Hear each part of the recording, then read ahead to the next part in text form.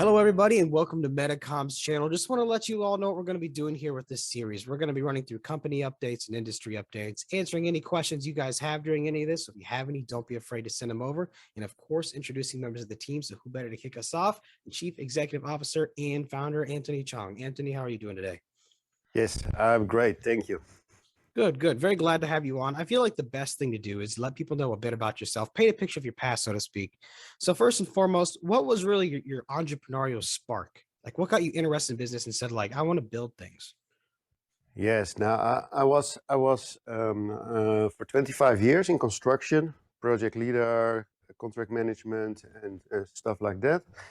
And then I did an MBA, and on my MBA I came with in contact with the Bitcoin, Satoshi Nakamoto, the founder, and I was so intrigued by this blockchain principle. So I went from there to accompanying to local. Um, And when we were working on to local, we had this thing with Zoom where we are now.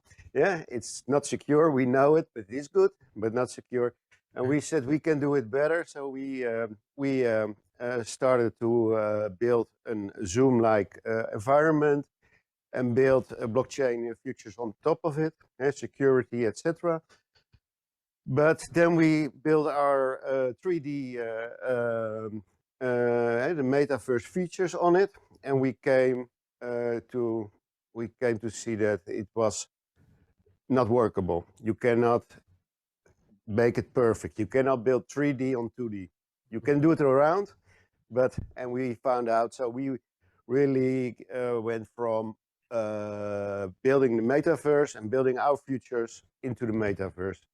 So we have rebranded from FIO, was 2D platform with 3D futures, and now we are Metacoms 3D, and we built in our futures. And yes, so that's really how we came to Metacoms.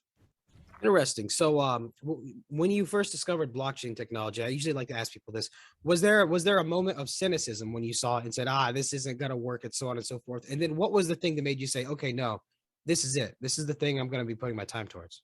Yeah, I was directly into the history of the Bitcoin and the making of it. There's a story that Satoshi Nakamoto didn't get a loan, and he created afterwards the blockchain, so you don't have a third party.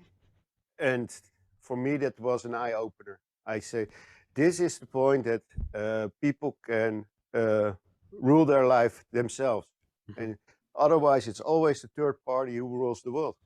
Okay, so I'm curious. So what this space is just so different than every other space in terms of community involvement, right? Where the community plays an active role in it. With that in mind, though, like what have been some challenges while utilizing blockchain technology you've ran into?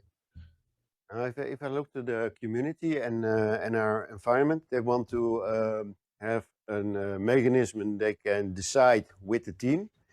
But it's very difficult because you cannot, if you do it by who has the most tokens, then it's not fair for the people who can afford more tokens. True. Yeah. So yeah, so it's very difficult to find a way. So we try to listen to the community and try to communicate what we are going to do and what we are not going to do, and why we are not going to do it. That would be the ideas. So we collect all ideas and we give feedback to the community. So that's very important because they want to know.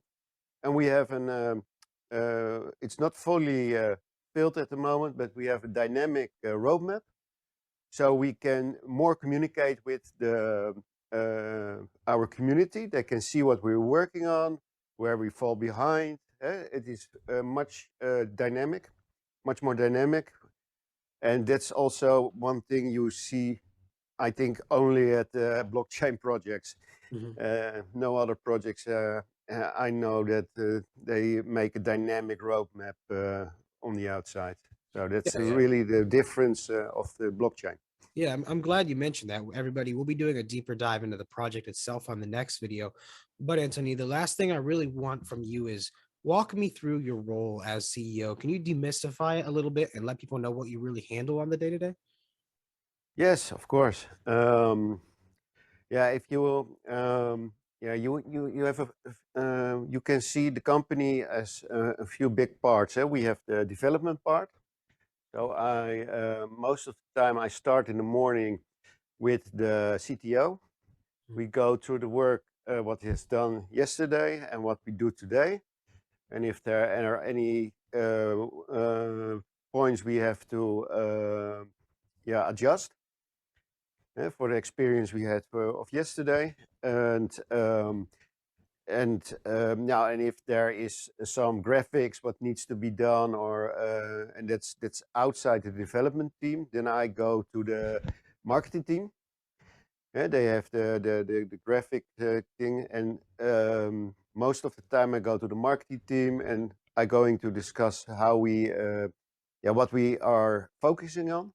They want to know what's happening in the in development, and we going and most of the time they have things from, yeah, we're going to do an AMA, AMA, we're going to do this, do you want this? No, so we go through that, and then I go to the most of the time the blockchain developers are a different team, so I pick up with them later of the day.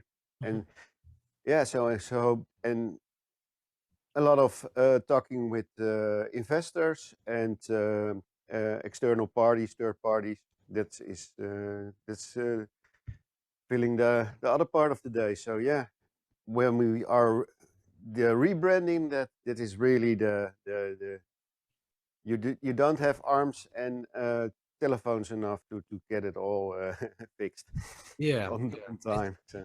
The role of CEO is definitely a very flexible role, right? You got to be able to handle a lot of things. As you had mentioned, first off, you're kind of playing maestro between all the different moving parts of a company, making sure everybody's in sync and that side of things. But you're also the talking head trying to get the message out to the world. You could say the CEO is kind of the ultimate salesman and advocate of a company, right?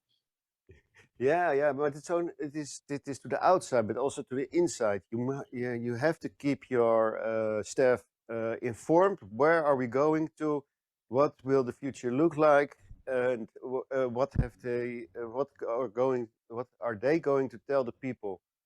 Yeah, so everybody goes to the same point in the distance, and that's very important, because marketing goes outside the company, but also inside the company.